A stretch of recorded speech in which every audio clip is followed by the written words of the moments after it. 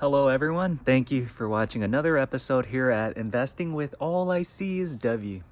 Well, today I wanted to make this video to share with you what it means for having a great credit score up in the 750, 850 range, and why is it so important to keep up with that to maintain that number, as well as me providing you the details on how you can improve to get your credit score up to that value. So let's get started. Now, there are several items that have high impact, medium impact, and low impact to your credit score. Now, I'll give you a breakdown on each element.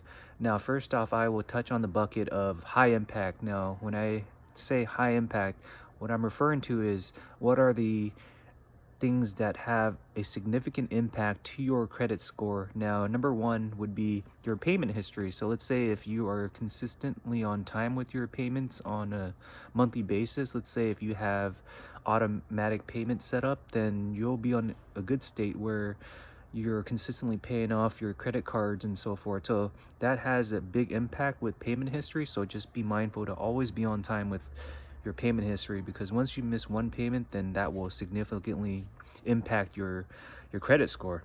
Okay, now number two would be credit card utilization. Now what this means is how well you are able to maintain your utilization.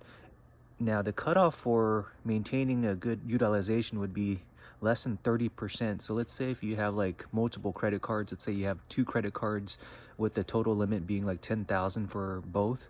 Let's say if you have a 2,000 limit, then that's 20% of the 30% utilization. So you are still well below the cutoff. However, ideally it's best to keep that at a minimal in the single digit range, and just be mindful to keep your utilization way below the cutoff and don't let it hover close within range of 30%. Otherwise your credit score will drop.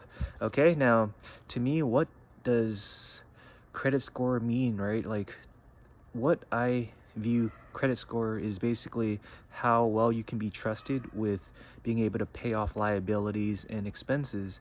And that's basically how the government sees individuals with credit score. How trustworthy are you with making payments?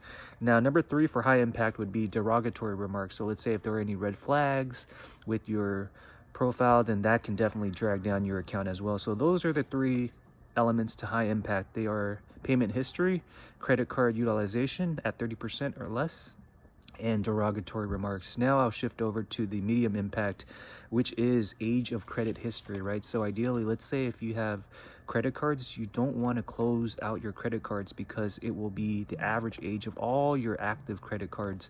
So the cutoff for having a good history profile would be 7 years. So let's say if you have an average of like 5 years for all your credit cards, it will take another 2 years for you to be in the green zone bucket, and that can push you up to the 800 range. Let's say if you have good payment history, credit card utilization, derogatory remarks, but your age of your credit history, it's only been like 5 years with the average of all accounts. So just be mindful to maintain all of your accounts and try not to close any accounts.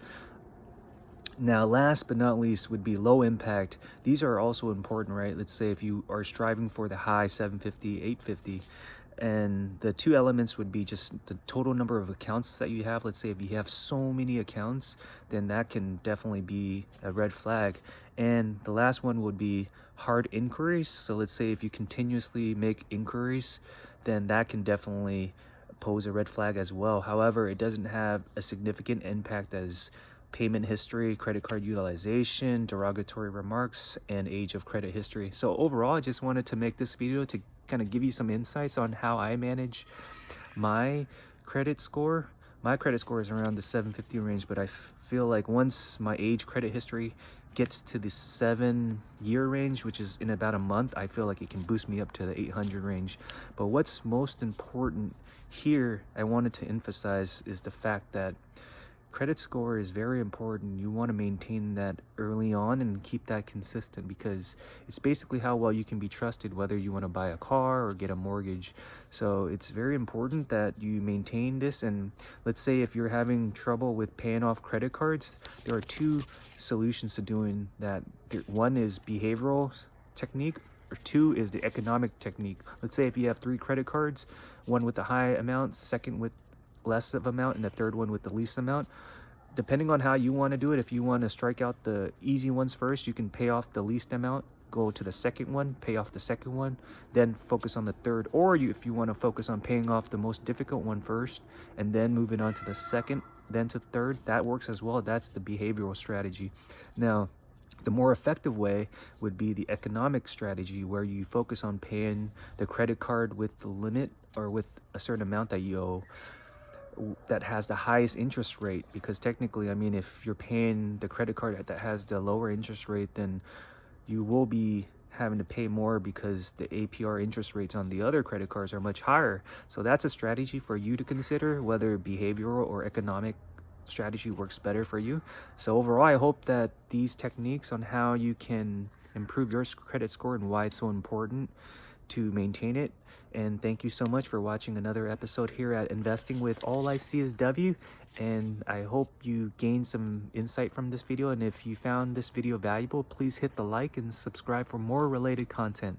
Thank you so much for watching another episode, and have a wonderful weekend. Goodbye.